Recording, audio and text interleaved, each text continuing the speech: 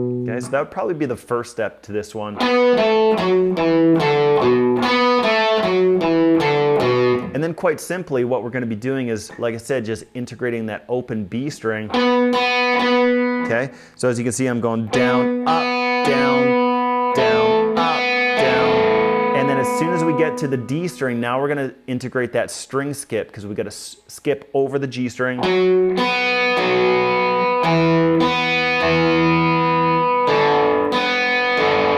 And then the big string skip from the A string to the B string. Okay? And again, put that to a metronome.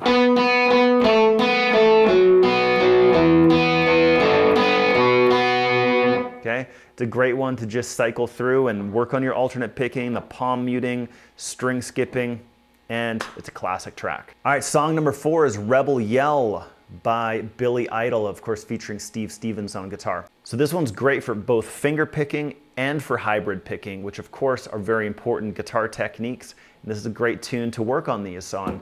So in a nutshell, it's pretty easy fundamentally. We just got this one riff kind of with our bass notes, or like with our pick or our thumb, which would look like this.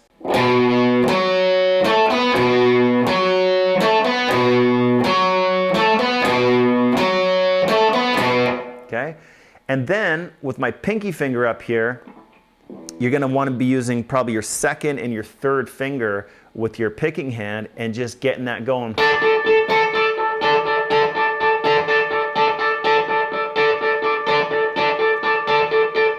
So it's kind of two parts, right, at the same time, and that's why and how it has such a cool sound. So we've got the, but meanwhile, that's going at the same time. So together, nice and slow, and you could use hybrid picking, that's with your pick.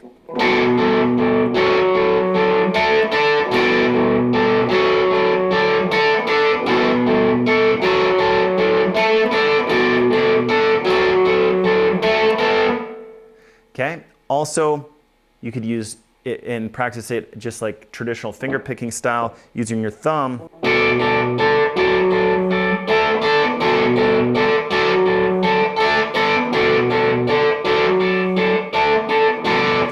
And because those rhythms are so basic, definitely integrating a metronome to this is going to be awesome as well. And just a side note, definitely distortion and chorus, the chorus effect, and that's what I used on the intro to just kind of like attain more of that sound that you hear on the original recording. All right, song number 5 is the riff to Master of Puppets by Metallica. I love this one because it's just such an easy riff, but it's going to really challenge your straight down picking. But also, you could practice it as up picking as well. So it's kind of cool that way. So again, a classic riff that earns itself a place in your practice regime for sure. Okay, so we always got this 0-1 thing going on with our low E string. And then we've got this 0-1-2. And we're just gonna climb up the A string with our second, third, and fourth finger. So maybe you just wanna try that.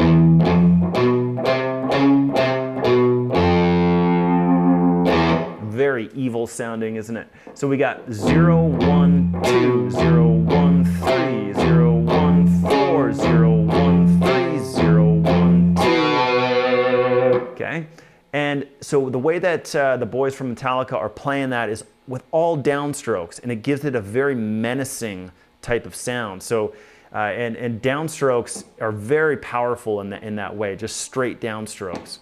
Very driving. So, and that's how you kind of get that super menacing dark sound with this riff. So it would sound like this.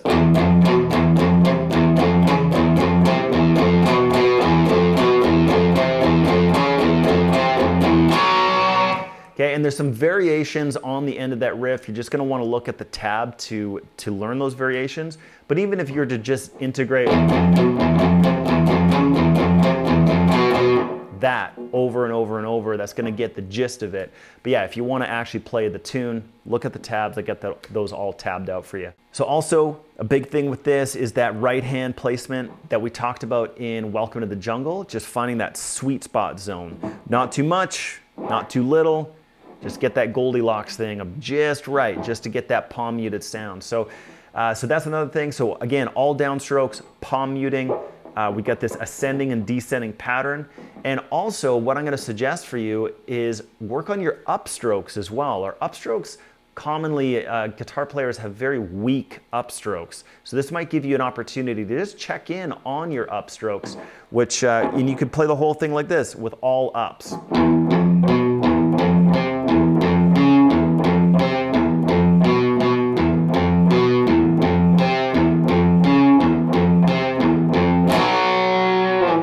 So of course this original riff on the recording is very fast. Start out slow with the metronome, get the rhythm and all the techniques and just get everything clean and perfect on this one. Work on your downstrokes, work on your upstrokes, write those down, right? See like, okay, you know, on Tuesday, May 24th, I played it at 72 BPM. And it's gonna be really cool for you to see that progression by, you know, the next week, I bumped it up 5 BPMs. The next month, oh, look, I did 40 BPMs more than I did last month or whatever. So this is really, really cool and a great opportunity for you to just see that progress. It's almost addictive. All right, the next one is Every Breath You Take by The Police. This has a monstrous chord shape that's really gonna challenge you to just check into your left hand placement, your fretting hand, just to see if you can get this going on. And the big key here, the big ticket, the big high ticket item here is the thumb placement. You're gonna wanna get that low enough on the fretboard and tucked in behind the fretboard, and also what I call the thumbs up position. So you're gonna wanna have that thumb pointing towards the headstock, and that's gonna allow your hand to come up and around, right? So you can see that it allows my whole wrist to go on a big angle, because if I were to try to play this with my thumb like hanging up over here, there's just absolutely no way that my hand will ever stretch in that position. So get that thumb tucked down, and sometimes I even have it tucked way down here, like on kind of like the bottom side of the fretboard, and that allows just a great big reach. So in that case, if I had frets up here, right, and strings up here, I could reach those, right? Just because it's all about that thumb placement and getting that wrist to just bend in. It's like a reverse T-Rex arm. Okay, so this riff, what you're gonna wanna set up is this big stretch from 5, 7, and 9, which actually outlines a really beautiful sounding chord. Okay, we're kind of stacking power chords. And yeah, first finger, second finger, and pinky finger, okay? This is also kind of like that same shape that you're gonna need for like a Chuck Berry type of...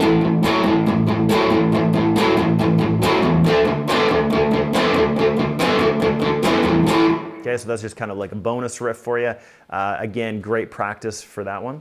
But yeah, so again, kind of you want to get that palm muted type of sound. We're using a mixture of down and upstrokes. And the big thing here is to move that first finger over to the 6th fret of the G, right? So we've got these big movements happening here.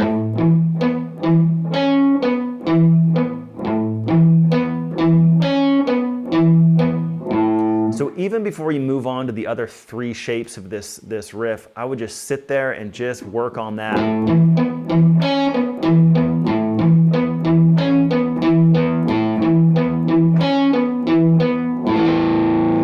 Okay, and the next one down is gonna be that exact same thing with the exception of the G string. Instead of going, what you wanna do is actually bump that down 1 more fret. So this becomes really challenging because, of course, at the lower part of your fretboard, you've got more space between the frets. So,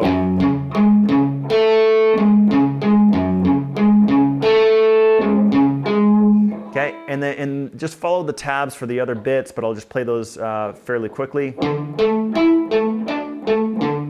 And the big key there is to do a little finger roll. So you're going... So I'm fretting this one on the tip of my finger, and I roll it over, and I'm kind of fretting that one in the middle of my finger pad, okay? And then just do that exact same thing, 2 frets higher. Okay, so those are the 4 shapes that you're gonna need. Enjoy that one. It's a killer. All right, song number 7 is Purple Haze by Jimi Hendrix. I love this one because it's gonna really focus on 2 main techniques, which of course are vibrato and slides. So, and I was really emphasizing the slides there on the intro. And so like the very first thing is kind of like doing this Stevie Ray Vaughan, Jimi Hendrix style. Right, so I'm doing a big slide down and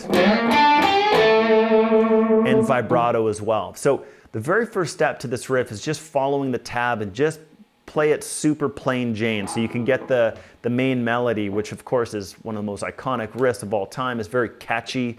I'm sure you'll be singing it in your head all throughout the day. But yeah, so it goes like this.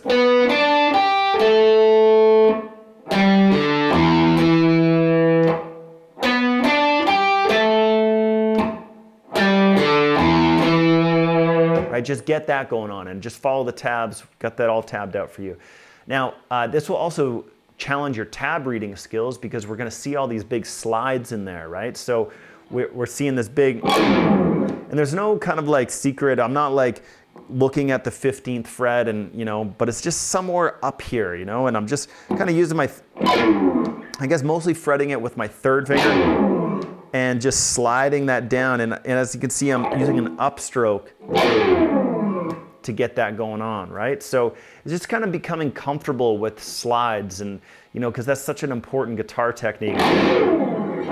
Doing all that kind of stuff in between our notes can just sound really slick and cool. So that's kind of the very first thing. And then sliding in. And again, there's no kind of magic mystery secret sauce going on here. I'm just sliding into that 9th fret of the D string.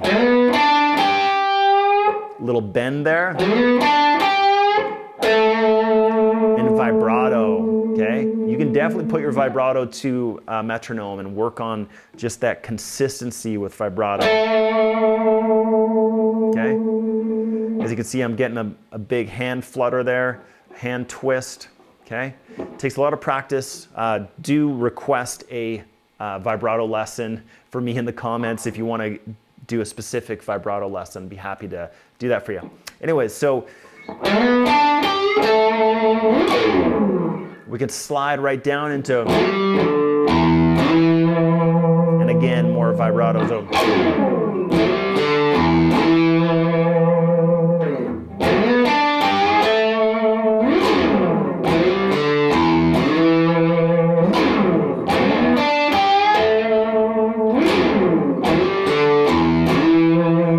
okay, so you do that a couple times, then into the next part.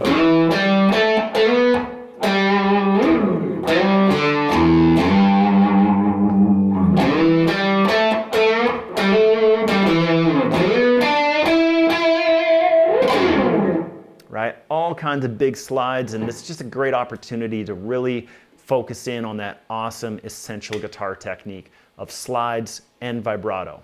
Okay, and last but certainly not least was Misirlou, I believe you pronounce it, by the famous surf rock king, D.Dale. And I don't know about you, but the first time I ever heard this song was in the movie Pulp Fiction. And it actually pretty much opens up the movie. So this is a great opportunity for you to just put your picking to a metronome. And what we can, like kind of a side note with picking is like, instead of really focusing on our fretting hand, what we can really do is zoom in on our right hand and just really like focus on this. And in fact, I've spent a lot of time just sitting with the metronome, just doing exactly that, covering the strings.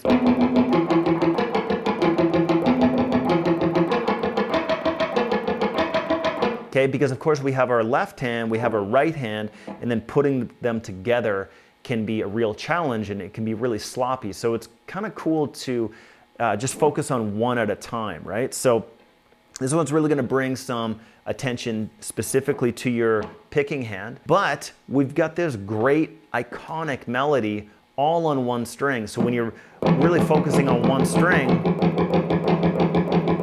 you can start playing this melody.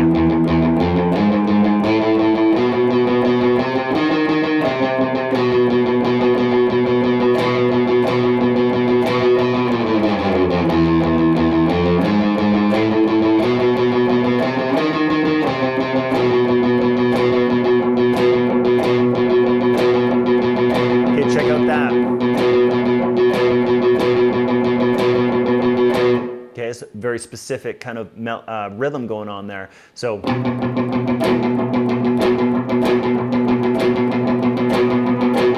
right, so there's some accents going on there. So, and you can do this on any string, and in fact, later on in the song, D.Dale goes,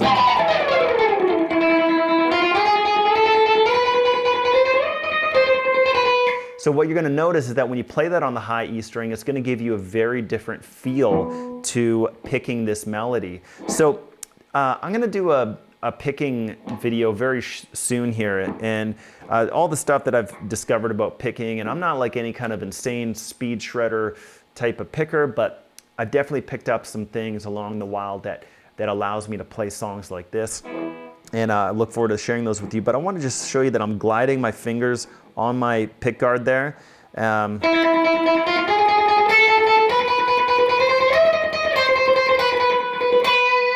Okay, I've got my right hand planted across those strings. We talked about that in a few other of these riffs where we're muting the other strings, okay? But yeah, so this is a great one to put to a metronome, see how fast or how slow you can play it. The big thing here is playing it consistently in time and playing a fun melody along with your picking, okay? So really will allow you to spend some quality time with your picking hand. And nothing, of course, nothing's too complex that's going on with your fretting hand other than just nailing a classic, great melody. All right, so those are the 8 riffs that I really suggest that you integrate at least some of these into your practice regime. We've got a pretty big range of topics and techniques going on here, and there's a lot to remember, a lot to work on, and all the while I think it's really cool that you're going to be practicing some awesome, iconic, recognizable riffs. So, you know, there's just all kinds of bonuses in this lesson. And until the next video, keep on ripping it up.